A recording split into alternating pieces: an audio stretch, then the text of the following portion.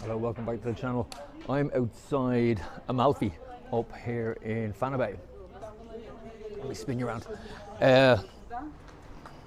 Let's start here. Again, beautiful Italian restaurant. Ate here several times. Not sure what just passed me. Right, question for you. Something maybe you can help me out. I have a question, and if you watch, stay with me till the end, and I will put a little question just to make this a little bit more interesting. So, I'm down in Fanabay at the moment.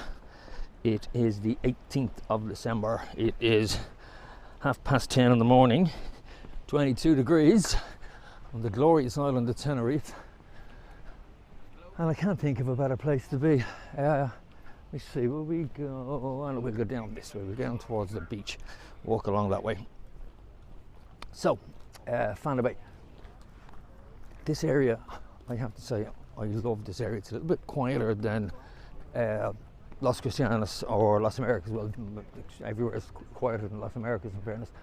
But I suppose Las Cristianas has a little bit more traditional sort of feel to it. This is very much sort of a holiday touristy end, but as you can see that from plenty of bars and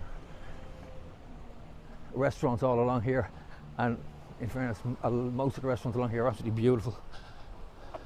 So we're on Playa de Tordeviscas beach here on the left hand side. Now, weather, as you can see, not great. It's a little, there's been a kalima in for the last few days. The first couple of days we arrived, the Saturday, Sunday and Monday, we had pretty much high winds and rain for the duration of that. Now, if you're watching this and you're new to the channel and you're looking at it and thinking, maybe Tenerife's not the place for me at this time of year, it is. This is very unusual. It's not normally like this. The weather this time of year is normally around 24-25 degrees. At the moment it's 22. Last night was quite cool. Now, in fairness, we were out last night. We went down to Las Americas, down to Radio Sabich. It was a little restaurant down just opposite Kong, and it was cold.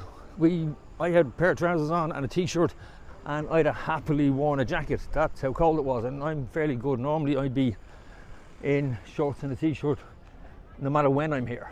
It wouldn't bother me. But no, last night was a little bit cool. Now, the plus side of that, I suppose, is that it's a lot easier to sleep because it's so cool. And even though, as I say, there's a kalima in at the moment, you can just about see La Gomera out there. And you couldn't, the last 3 days you couldn't see it at all because the kalima was quite thick and quite heavy.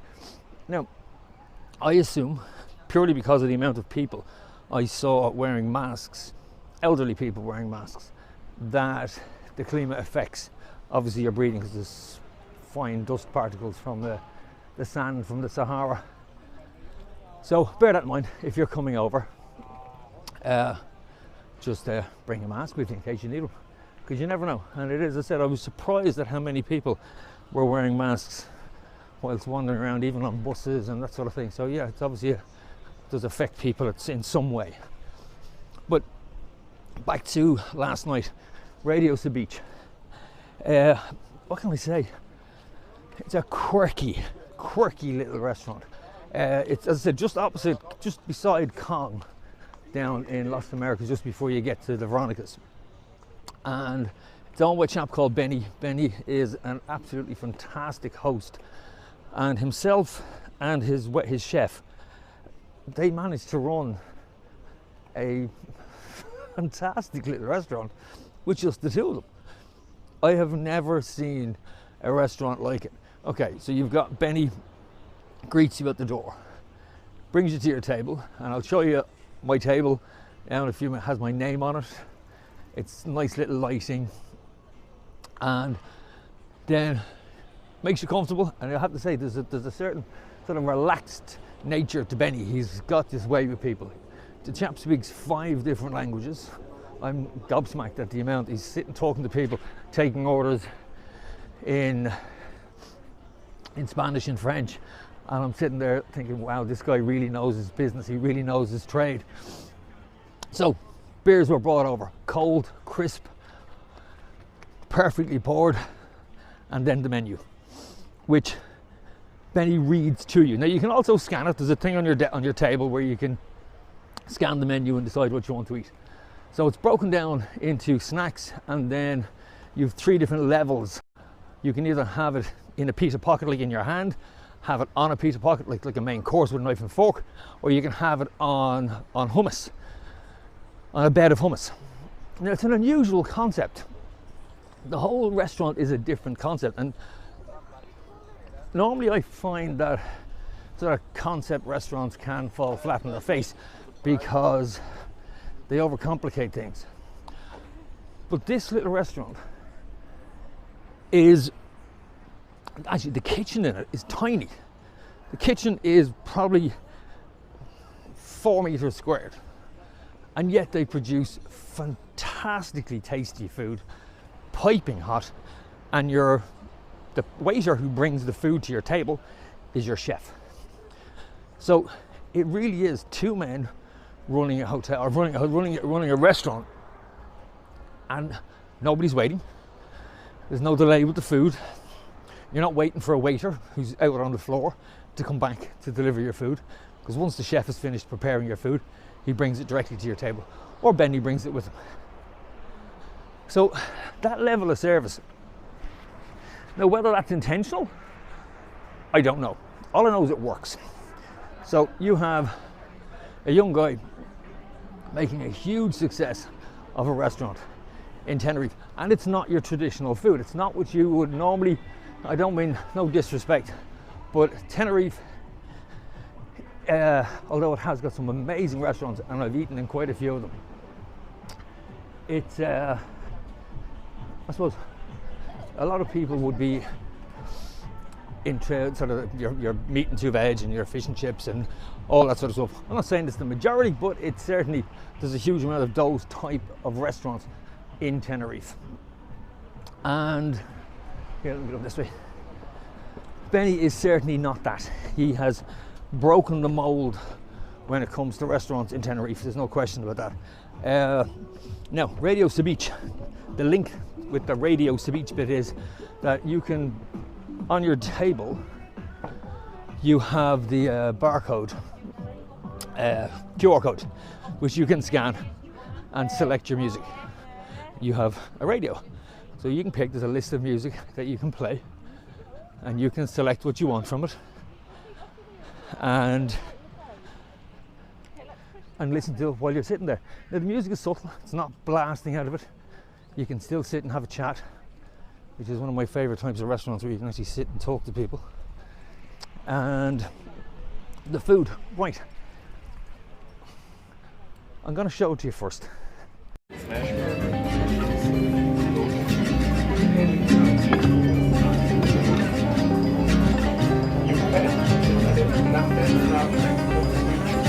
Country lanes and coastal plains, endless views that we're passing through, making our way to a distant place, just us two,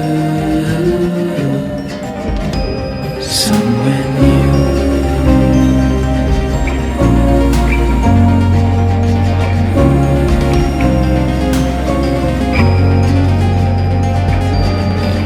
The sky fade into the night.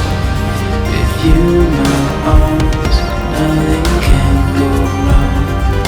We'll fall asleep on a starlit beach, just us two, somewhere new.